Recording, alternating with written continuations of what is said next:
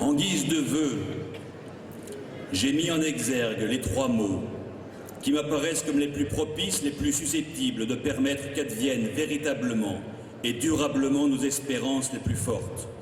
Lucidité, courage, persévérance. Commençons par la lucidité. La première des choses est en effet de percevoir, d'appréhender, de décrypter la réalité des enjeux auxquels nous sommes confrontés, en prenant garde à ne pas nous faire anesthésier, à ne pas être tétanisés par la première guerre qui nous est faite, celle des mots, M-O-T-S. Osons nous réapproprier le vrai sens des mots. En langage populaire, en voilà un vilain mot. En langage populaire, dis-je, ne pas hésiter à appeler un chat, à retrouver le sens du réel et le goût de la vérité. Mais non, il ne faut plus employer que des mots orwelliens et se soumettre aux maîtres actuels du pouvoir linguistique, médiatique, sémantique, philosophique et intellectuel. Ils n'ont cessé depuis 40 ans de subvertir notre vieux modèle, d'effacer, de ridiculiser, d'éradiquer, de railler notre histoire nationale, notre modèle familial, nos racines spirituelles. Ils ont déconstruit le monde et leur nouveau monde et leur ordre nouveau se disloquent dans la misère spirituelle, culturelle et matérielle de notre peuple. La lucidité consiste à prendre conscience que nous sommes tout à la fois face à une anémie, face à une amnésie et face à une apostasie.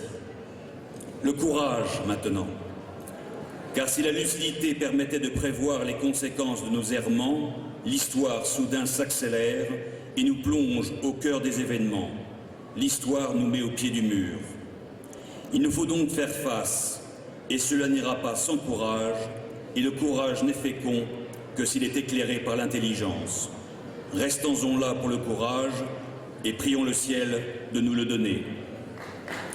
Ah,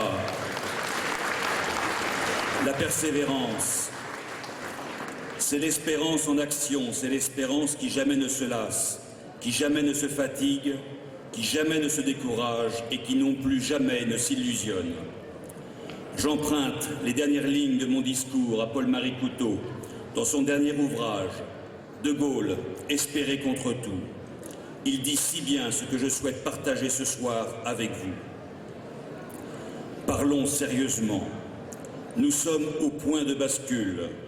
La France, une des grandes puissances du monde, pourrait dégringoler en quelques années et s'enfoncer dans l'un de ces grands interrègnes qui peut traîner des siècles, ou bien rayonner, prospère et sûre d'elle-même, comme le modèle des nations.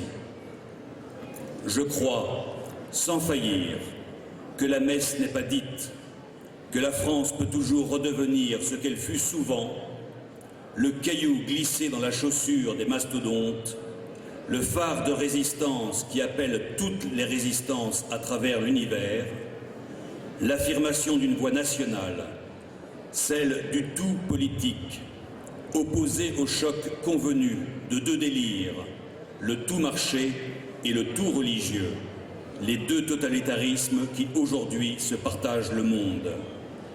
La voie politique, rationnelle et patiente, peut à tout instant, dans le chaos où ces délires entraînent l'univers, redevenir la voix et la langue même de la France.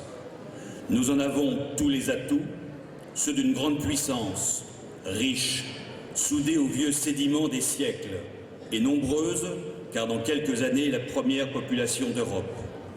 Il ne nous manque que la tranquille conscience de soi, la souveraineté de l'État et l'esprit d'indépendance, c'est-à-dire une seule chose, un gouvernement français.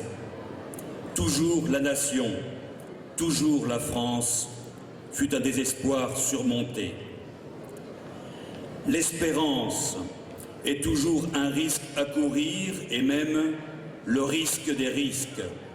L'espérance n'est pas une complaisance envers soi-même. c'est la plus grande et la plus difficile victoire qu'un homme puisse remporter sur son âme. Bernanos dit là ce que vous savez déjà sans doute, que la politique n'a pas toutes les réponses aux questions politiques et qu'il faut sans cesse la plonger dans l'océan spirituel. Le vrai choix d'un homme n'est pas politique, réactionnaire ou progressiste, droite ou gauche, républicain ou démocrate, entre autres fastidieuses échelles, mais d'abord moral. Qui a ou qui n'a pas le courage d'espérer? Commençons par là, par le haut.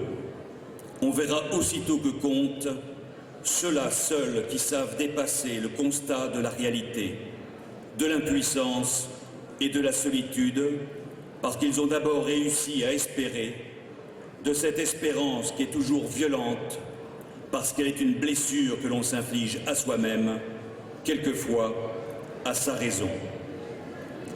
En quoi l'action politique ne révèle pas tant une opinion qu'un homme? Très chers amis, soyons ces femmes et ces hommes-là. Très bonne année 2011, excellente soirée à vous, merci.